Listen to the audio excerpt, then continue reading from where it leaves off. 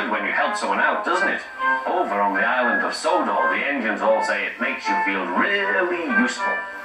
Well, you'll see what I mean.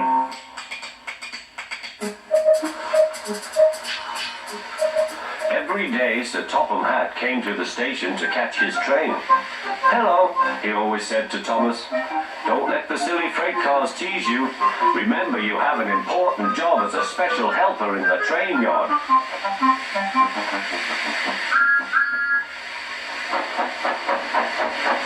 There were lots of freight cars, and Thomas worked very hard pushing and pulling them into place.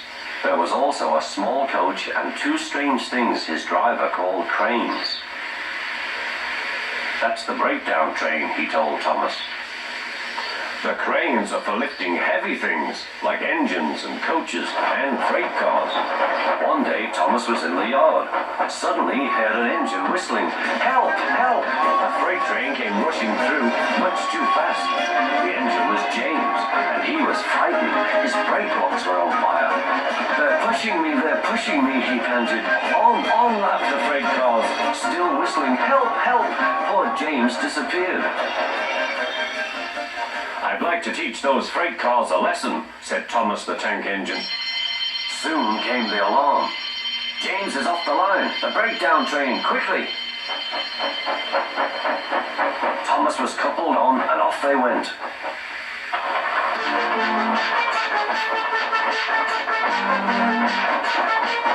Thomas worked his hardest. "Hurry, hurry, hurry," he puffed.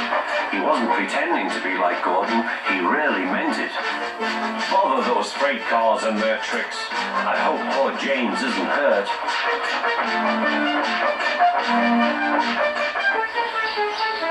James's driver and fireman were feeling him all over to see if he was hurt. "Never mind, James," they said. "It was those silly freight cars on your old wooden brakes that caused the accident." Thomas pushed the breakdown train alongside. Then he pulled away the unhurt freight cars. Oh dear, they groaned. Serves you right, puffed Thomas.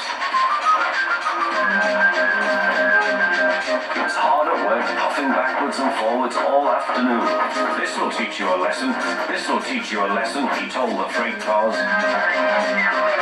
And they answered, yes it will.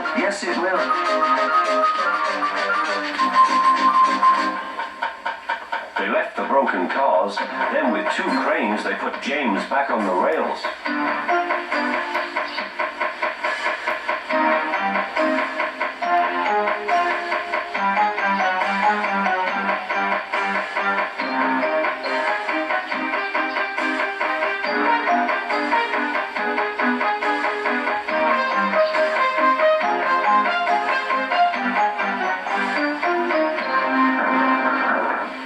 He tried to move, but he couldn't, so Thomas helped him back to the shed.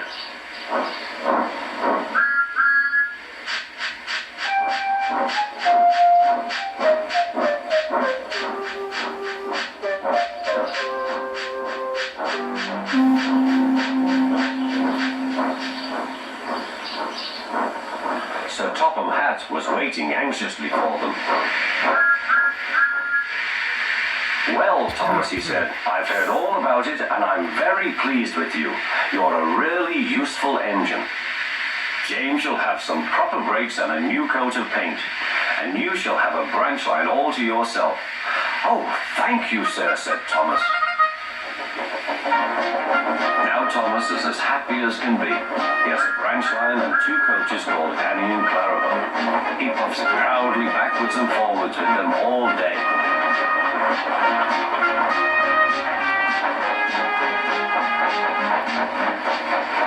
He is never lonely.